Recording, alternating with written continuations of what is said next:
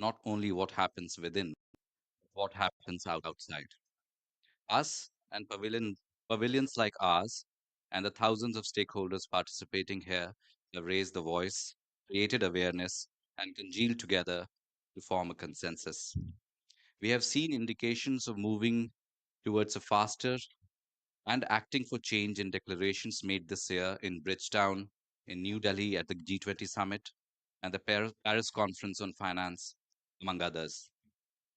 With the Solar Hub, the International Solar Alliance is again, after its assembly, taking this conversation and action forward. We are working with 116 member and signatory countries, and in fact, our membership is growing at such a pace that the flag design that was supposed to be outside has not been updated. We will be signing Romania day after tomorrow at this pavilion. We that adds two more to 116. We work with our partners and funders to drive access, security, and transitions in energy, especially in least developed economies and smaller island states. The first discussion today is with these partners, and as we are calling them, enablers, with World Resources Institute, who is not here, must she's joining in 5 minutes, and Bloomberg. We work to figure out a roadmap for unlocking $1 trillion for renewable energy. With Bloomberg and SIF and Rockefeller and Global Energy Alliance for People and Planet, we are working in countries and taking initiatives such as the Global Solar Facility, Solar Startup Challenge, about which you will hear more over the coming few days. The objective of the Solar Hub is to drive collaboration and strategic action, leveraging the versatility and modularity of solar energy technologies. The ISA is dedicated to fostering collaboration and cooperation to accelerate investment and generate new jobs. At the Solar Hub, we will launch the Asia Pacific leg of SolarX, discuss mission energy access, release a report on stock taking of solar deployment, and another one on what is required to unleash the solar potential. Hmm. We hope to see you here over the next few days, and we look forward to engaging with you. Let me now welcome the esteemed leaders and panelists for this discussion for the first day and the first session at COP28 and get the perspectives from them. Uh, Ms. Sonia Medina, Chief Ecosystem Development Officer and Executive Director of SIF, Jennifer Lakey, Global Director of World Resources Institute, Mr. Ashwin Dayal, who is Senior Vice President of Rockefeller Foundation, Ms. Priya Shankar, who is the India Director of Environment Program at Bloomberg Philanthropies, Dr. Ambuj Sagar, who is with Indian Institute of Technology, Delhi, and our Director General, Dr. Ajay Mathur. Sir. Thank you all very, very much. First of all, many thanks for coming here despite the whatever 100-minute walk. Somebody told Ashwin it was 45 minutes. I said, nah, it can't be. It actually was. But I want to thank each and every one of you for making the journey and hoping that the subsequent days will be somewhat easier than today is because of the partitioning off of the roads because of the leaders' meetings. At this COP, one of the key goals is tripling our renewables goals that we have to 2030. Now, if that is the case, if we have to triple the amount of renewables from what we have today, that is a major challenge. It also has to be done in a manner that we leave no one behind. Everybody's on board. And we thought that it's best to talk to all of you, figure out where is it you see that the challenges occur. So let me start with Ambuj. Ambuj, where do you think are the major challenges to enabling the tripling of renewables? Well, there are many challenges, of course, but I would say let me actually back up for a second because I think part of the, what what the challenges might be depends on exactly what direction you want to go in the tripling. So, in a sense, it's not just tripling, but tripling for what? and part of that is then the how, right? And so let's think about if one is talking about this mm, very significant expansion in renewable capacity in such a short time. Uh, you're doing it uh, totally through a grid connection approach, then clearly we know that it may have some potential issues for things like grid integration. Of Hmm. course, I'm not even going to talk too much about finance. I know many of the other people may talk much more about that. That's to me, that's a given. That raising the finance for this is going to be a major issue, especially given the capital intensity of renewables. But I think the key point, at least I want to make here, is that if you're talking about the significant renewable capacity addition, the what becomes a very important Hmm. point. And in that, I think this question of energy access. We know that a lot of the renewables expansion that has happened in the recent past, it hasn't totally bypassed developing countries, but they've got only a small slice of the action. And if you're going to be expanding the renewables capacity much more, we need to make sure that uh, much of this expansion or significant part of this also happens in developing countries and especially least developed countries. Hmm. The second part is even within those countries, the populations that don't have energy access today. We estimate something like 675 million people don't have access to electricity today. I think it's a tremendous opportunity as we are doing this expansion. Tremendous opportunity, not just from the point of view of expanding energy access and all the human development benefits, but if quite a bit of this energy access is going to come through decentralized renewables, it also reduces the pressure that you might have on the grid expansion and grid integration. Hmm. So, in other words, I think if thinking through the war then allows you to move forward in a way that is frankly just and effective. And then also then you can start thinking through the challenges down each of those two different pathways. So I think maybe I'll just stop with that. Thanks very The much. both I of you. think this was amazingly important because you brought the focus centrally on the people who are the most Hmm. vulnerable in a sense. Sonia, as far as one of the main reasons I'm told why money doesn't flow to the countries that Ambush talked about is because risk is perceived as being high. In your view, what are the models for lowering the risk? Are there Hmm. any models from emerging countries which could be of use? Yeah. So that's such an important question. So, and just stepping back for a second as well, because why do we need the tripling of renewables? And Mhm. I like your question. So clearly, is to get the 675 million people that don't have energy with that renewable. We need to decarbonize the existing Mhm. power systems that already service billions of people. We need to continue to electrify in order to decarbonize our transport systems. And we need to be able to electrify to decarbonize a pretty significant part of our industrial systems. And then we have to be able to have renewable energy in order to produce the fuels such as hydrogen, green Mhm. hydrogen, that is necessary to decarbonize other bits. So there is huge demand. There is huge demand for that renewable energy. So the tripling of renewables in a way kind of encompasses all of that. Um, so to your earlier point, Dr. Mato, how we do that without on that pecking order of what renewable services first, the 675 million people that don't have energy today are at the very bottom of all of it. Right, right, Mhm. right. It becomes something that I think philanthropy, but also forums like this are really important. So we don't miss it. And it's true, clearly, as you said, that in least developed countries, in emerging economies, we have a big problem. One, obviously, cost of capital tends to be higher Yeah. than in more mature economies because of that perceived risk of lack of repayment or wherever. And at the same time, those countries tend to have and is increasing a much greater debt. So the fiscal Yeah. space to Mhm. be Yeah. able Yeah. to you do the subsidies that in other parts of the world have paved the way for that uptake of renewables. This fiscal space doesn't exist, or it is greatly reduced. And we know that interest payments in many countries exceed by a large amount all of the money that the country spends on health and Mm, education mm. and in provision of social services, in put together. So clearly, we have a huge problem.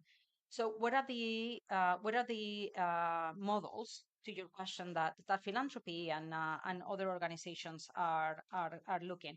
So obviously there is ways in which you could um, there is packages like we are testing in Southeast Asia Clean Energy Facility, where you have philanthropic capital at the very bottom of a pecking order in terms of financials. In a way that is, first loss pari passu Mhm. with private capital, in a way to put, and the role is to reduce that cost of Right. capital. So that's one model. There is others in which you really very much address the fiscal space Yeah. a situation of countries. So it is the country in itself that is able to put in place the policies and the regulations that consider that more sectoral perspective. And I think we have to continue to innovate. Yeah. I mean, it is. I don't think we have all of the answers for a very long time. The models on renewable energy have been really left to have either feed-in tariffs or and then let the private sector take off. Yeah. Yeah. And now we have to, in a way, it's blue sky thinking that we need to think about. But some emerging models, the JETPs, the first losses, and really going to the elephant in the room, which is the fiscal space that we need to address in many of these countries. Sonia, I think it's.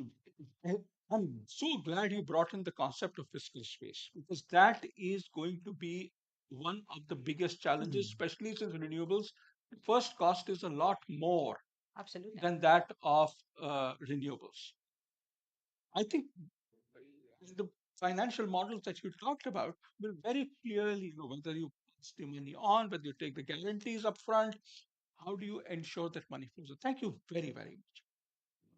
Priya, you have worked very closely with a number of organizations, including CEW, on the kinds of business models that have been successful in scaling up renewables. Yeah. Can any of those be used here? What is the learning that we have? Yeah, I mean, I think there are a lot of learnings that we can see from the work that we at Bloomberg Philanthropies and also kind of other philanthropies have supported in this space. And maybe to sort of step back for a second before going to the learnings and to build a little bit on what Sonia said about why this is so important and what Umbuд said about why this is so important. I think in addition to the sort of access Hmm. and climate aspects, I think it's also really important for health because sort of clean energy leads to reduction in air pollution. And just the sort of latest research that came out a couple of days ago shows that fossil fuel burning is causing 5 million premature deaths per year. And that transition to clean energy and away from fossil fuels is one where we have a proven technology and is probably the single most powerful thing we can do now. Hmm. And a second aspect that I'd also like to highlight, linking back to sort of what Umbuj said, is around jobs and employment. So IRENA estimates that it's over 13 million jobs already in the renewable energy sector today, and the energy transition opportunity presents 40 million job opportunity by 2050. And that's also that's just in the sector, but there's all these related industries, as Sonia was mentioning, that renewable energy will Right. also help unleash jobs in. So it's in addition to the sort of access and climate elements, I prosperity elements are also really important for why we need to do this and why we need to scale it. Um, Coming back to some of the kind of lessons from our work, I think there's different aspects to it. I think there's aspects where data and research and identifying what the potential is and helping that can be really powerful.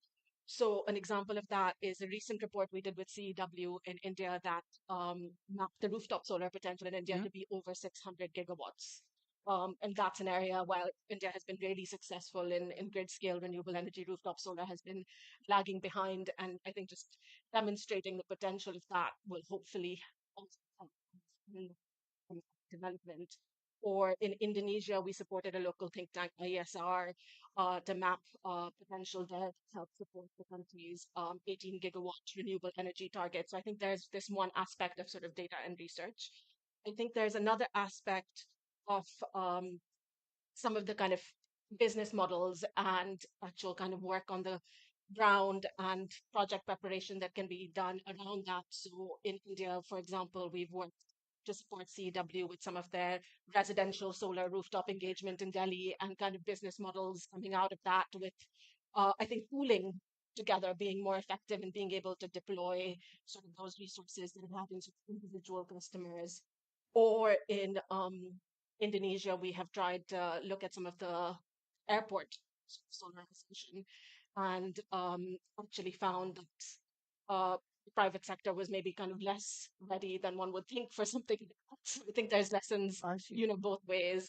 And a couple of other examples that I'd like to point to, building on what Sonia was talking about, sort of blended finance in the capital stack, is the Climate and Innovation and Development Fund, which is a partnership we've had with Asian Development Bank and Goldman Sachs, focused on projects in India and Vietnam, which with a $25 million fund has helped unlock sort of hundreds of millions in capital and has focused on sort of wind and solar project in Vietnam and storage projects in Delhi.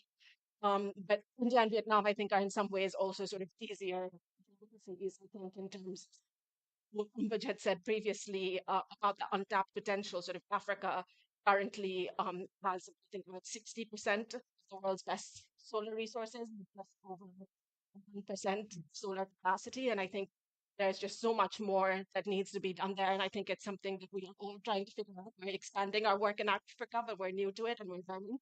We're delighted to be partnering with the International Solar Alliance on the global solar facility that you are developing, which I think can be really innovative here. Thank you so much, Priya. I think that the whole issue of,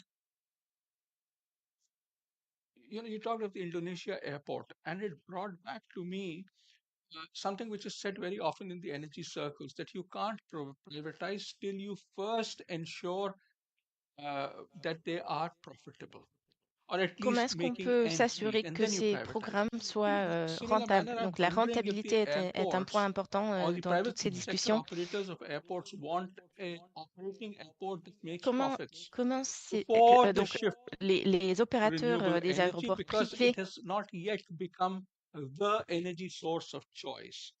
But I'll leave that to you to think over, and I'll come back to you on it. Ashwin, at the Rockefeller Foundation, you have supported a lot of battery energy storage projects and solar mini grids, particularly in Africa, also in India.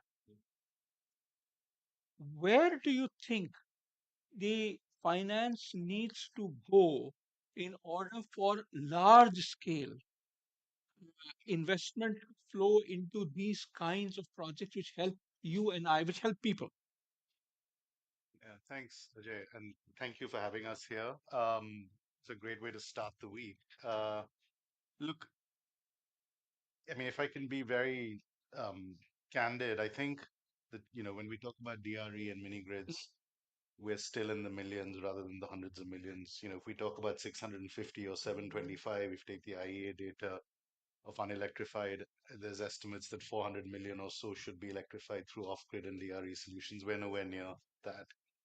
If you look at battery energy storage, you know, if you're a small developing country trying to get access to your first 50 or 100 Yeah. megawatt project, you're at the back of the queue in the supply chain, let alone the financing coming through, let alone having the regulatory infrastructure in place to actually manage the project, et cetera, et cetera. So I think what we're learning is yes, there are all of these innovative ways in which you can use finance, of course, blended finance, put your, be the junior partner, whether it's grant or concessional debt, whatever that is, and create structures. Um, what I think is proving to become a real bottleneck that we're working a lot on now is creating the sort of partnership infrastructure that's needed to actually pool this capital. There's a lot of friction in the system. There are a lot of reasons to not blend capital. I see. And I think part of that is because the ecosystem is still not actually particularly well synergized. It takes a lot of relationship building, which I've sort of learned the hard way, I think. If you think about the 450 million in Africa who should be electrified by off-grid, you're talking about potentially the 10 biggest utilities of the future. Mhm. But we're still dealing with very subscale businesses. Mhm. So we need a centric kind of approach to thinking about scale, thinking about the companies that are going to actually be serving 10, 15, 20 million customers over the next 10 years. And how do you create a one-stop shop ecosystem around them where they can get access to the philanthropic capital, they can tap into the World Bank's Ascent and DARES initiative, and then they can layer on top of that the kind of black rocks of the world if they would ever come to a place like Malawi. Um, and on battery storage, we're seeing something very similar. We'll be spending quite a lot of time this week on this battery storage consortium, you know, working with governments who are saying, we want to spend the next 10 years building out our grid infrastructure and the decarbonization pathway on that. But we need like five things at least. We need to develop a roadmap. We need policy and regulatory support. We need the project development support. We need, yes, financing, cheap capital to bring the cost down. But really interesting feedback we're getting is we need help with the supply chains. We need impartial Right. advice on which technologies to actually be focusing on.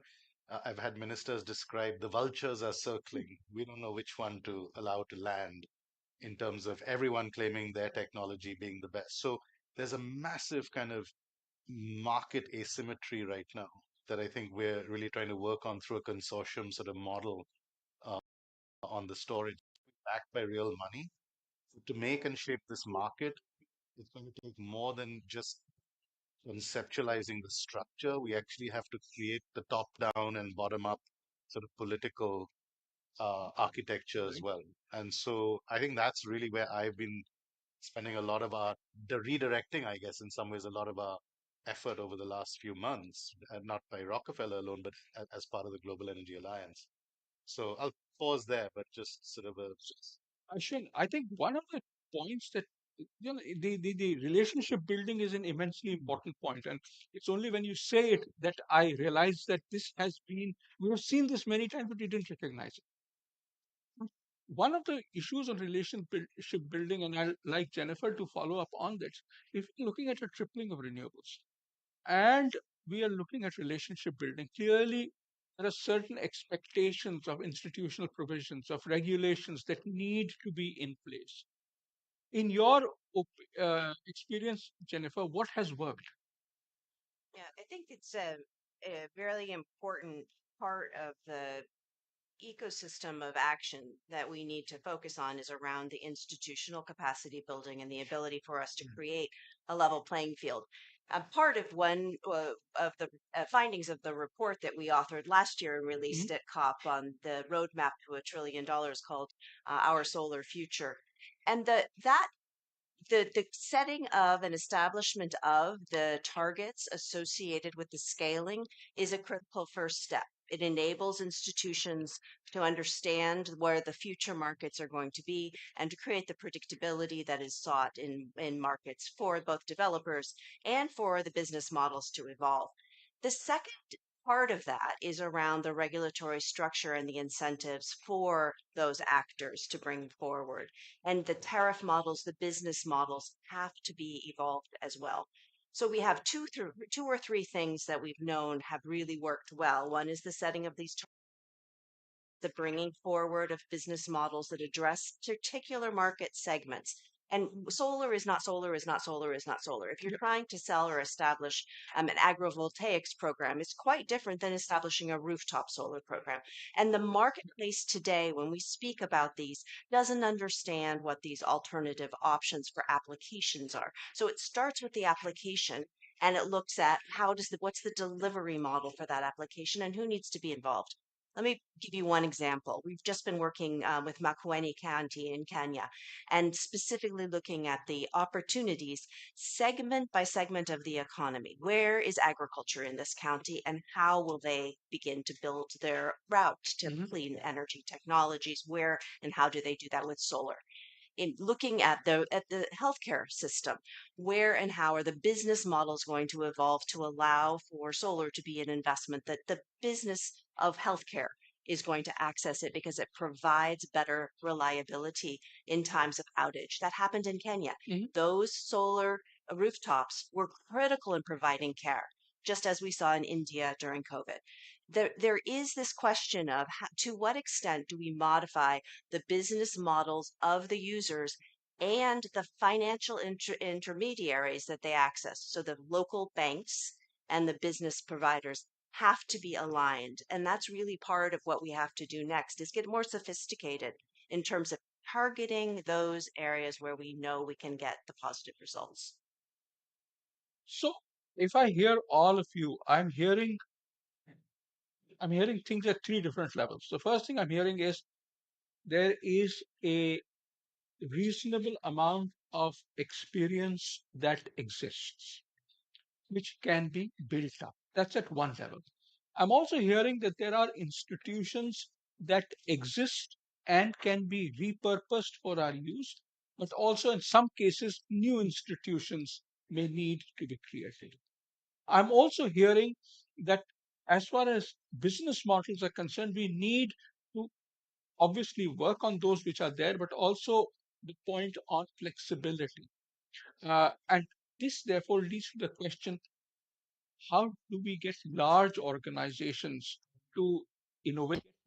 Ce qui nous amène à la question suivante. Comment faire en sorte que les grandes institutions innovent? Ou est-ce qu'il faut que compter sur les petites institutions pour innover et ensuite les grandes institutions vont apprendre auprès de ces petites institutions?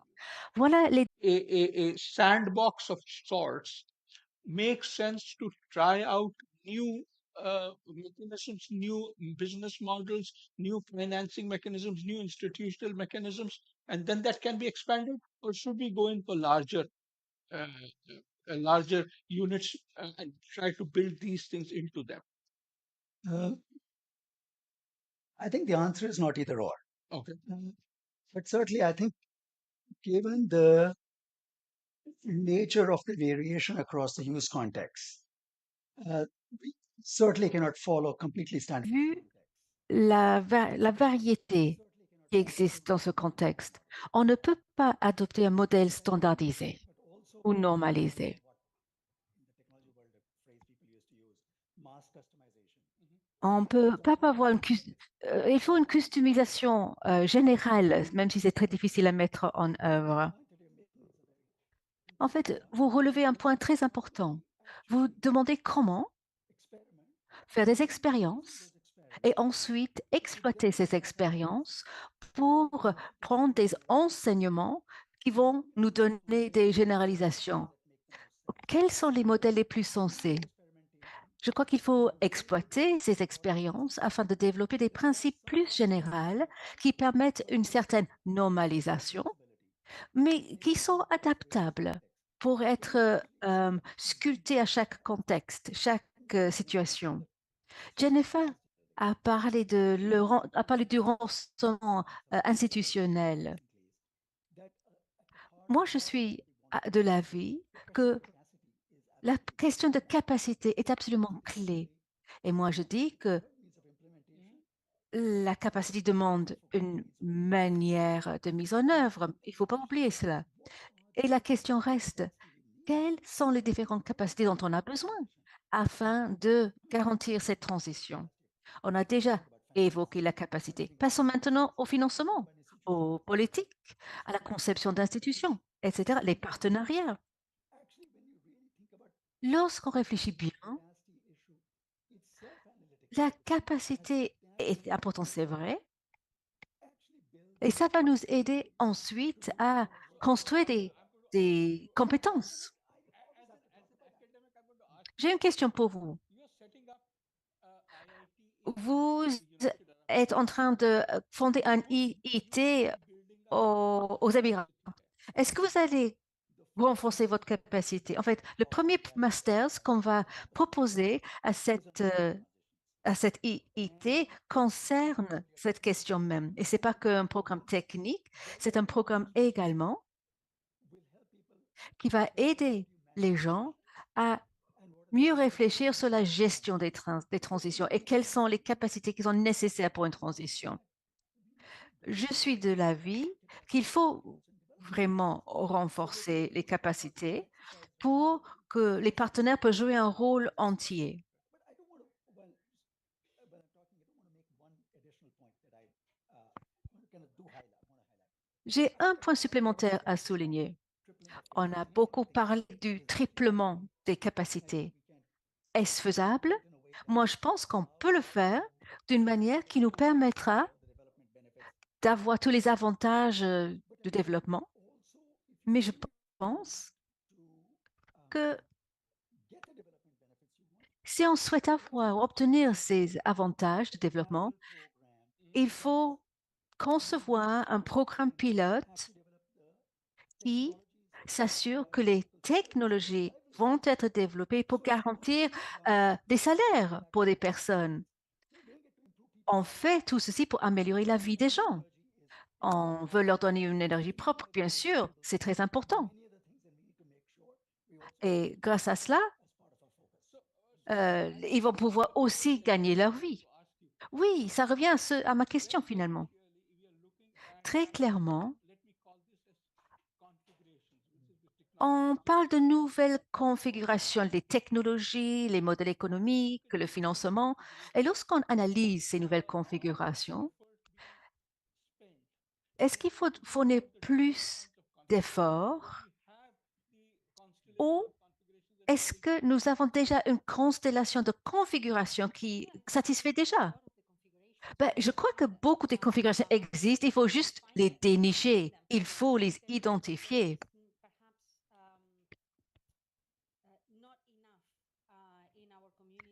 Je dirais que au sein de nos communautés, on ne, on n'étudie pas vraiment suffisamment bien la documentation. On ne mène pas les études qu'il faut.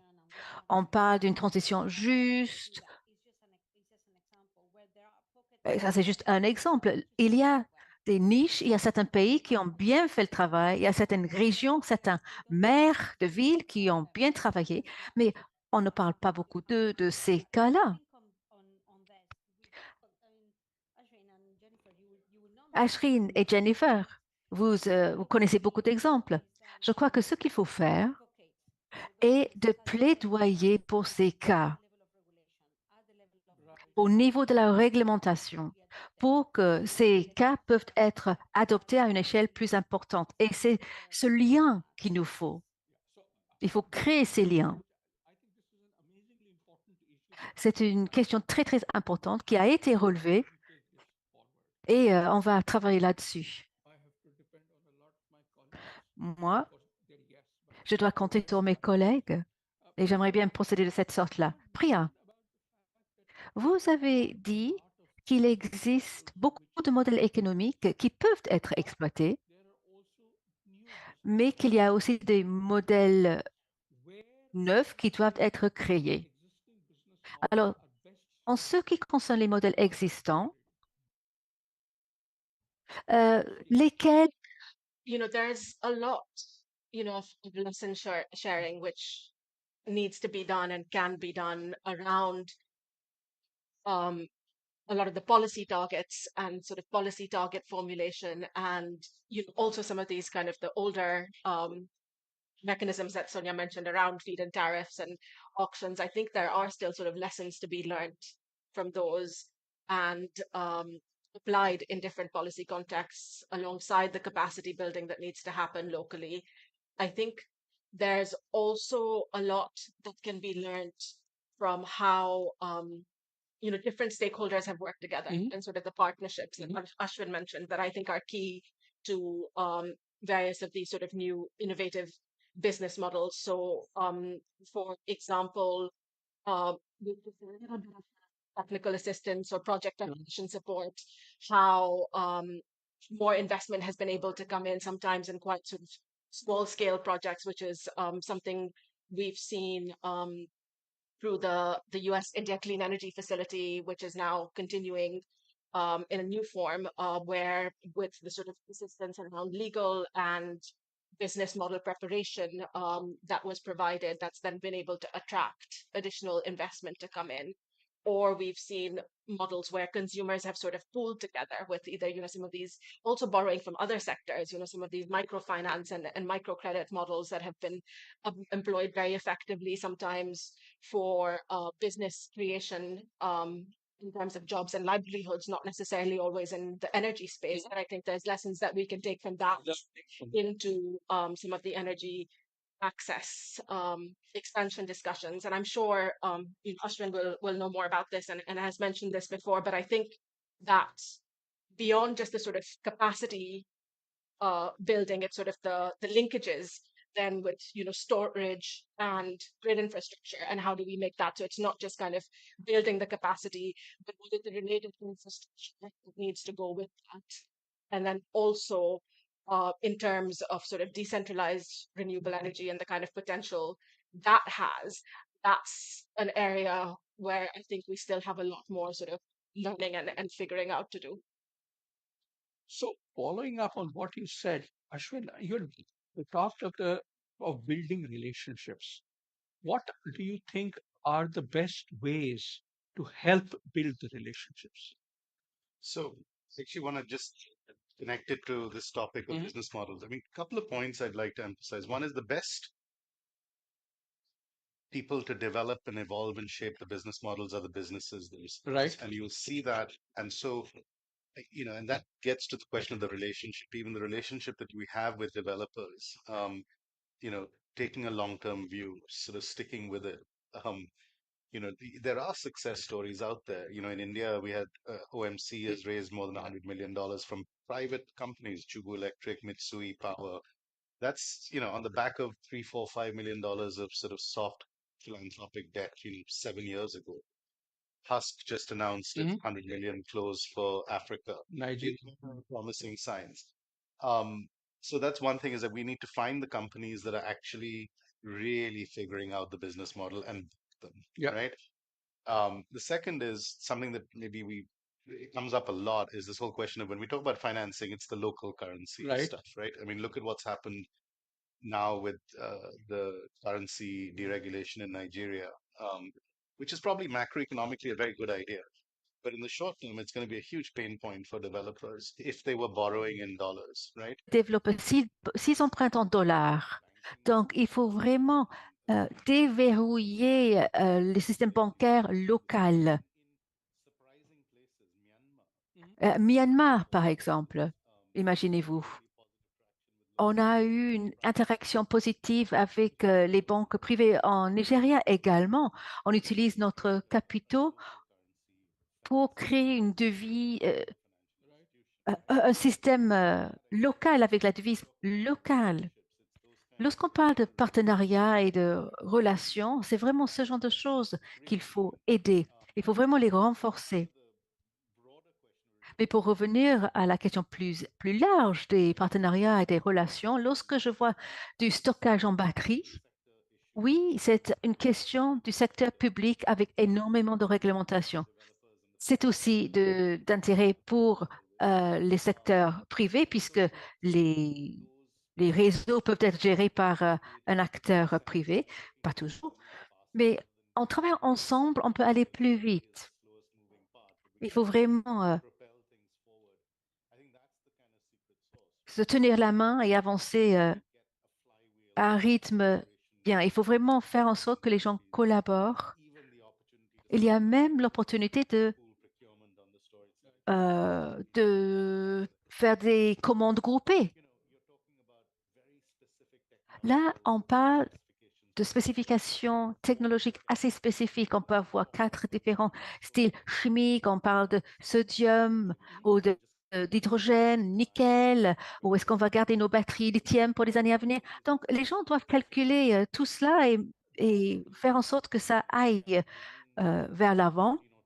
Donc, on essaie de regrouper 15, 20 pays pour creuser les neurones et ensuite mettre à l'échelle, contacter les financiers un peu plus importants. C'est une manière de créer un pipeline, si vous voulez, qui peut être utilisé pour le projet dans les mois à venir, mais aussi des années à venir, puisque les projets durent quelques années. on choisit une technologie aujourd'hui et d'ici quelques années, il peut s'avérer que la technologie n'est pas le bon choix. Donc, il faut vraiment aider, il faut faire en sorte qu'il y ait un flux assez neutre de données, d'évaluation, de prise de décision, une cartographie vers 1 an, 3 ans, 5 ans, 7 ans à l'avenir, et puis de vraiment avoir ça en tête. Jennifer, ce qui m'amène à la question suivante. Comment rendre possible tout ceci? Auprès de l'ISA, on essaie d'étudier beaucoup de pays, mais nous avons échoué parce que chaque pays a ses propres habitudes. Alors, vu la réglementation qui existe d'ores et déjà, et c'est très difficile de changer la réglementation, mais dans notre secteur, qu'est-ce qui pourrait faciliter un échange international d'expériences afin d'accélérer le processus? À mon avis, il y a 3 choses qui vont accélérer ce déploiement, le déploiement de solaire. Tout d'abord, et ça va être absolument clé pour réussir, il faut trouver un moyen de modifier les incitations aux utilisateurs. Peu importe le segment, il faut trouver la motivation pour les utilisateurs finaux. S'il y a une innovation, mais si on n'est pas capable de créer cette première nécessité, ben, on va pas réussir. Donc, il faut un intermédiaire, un organe intermédiaire qui peut travailler à l'échelle. Et c'est là où cette alliance et d'autres alliances sont tellement importantes. On a besoin de ce rôle d'intermédiaire parce que ces marchés sont très difficiles à négocier. Il faut un tierce. Oui, tout à fait. Un tierce, un intermédiaire crédible qui ne soit pas une entité commerçante quand même. Donc, lorsque vous créez une commande groupée, vous pouvez dire que vous avez échoué, mais moi je dirais au contraire, vous êtes en train de créer un marché où le consommateur est bien informé, même si cette commande a échoué.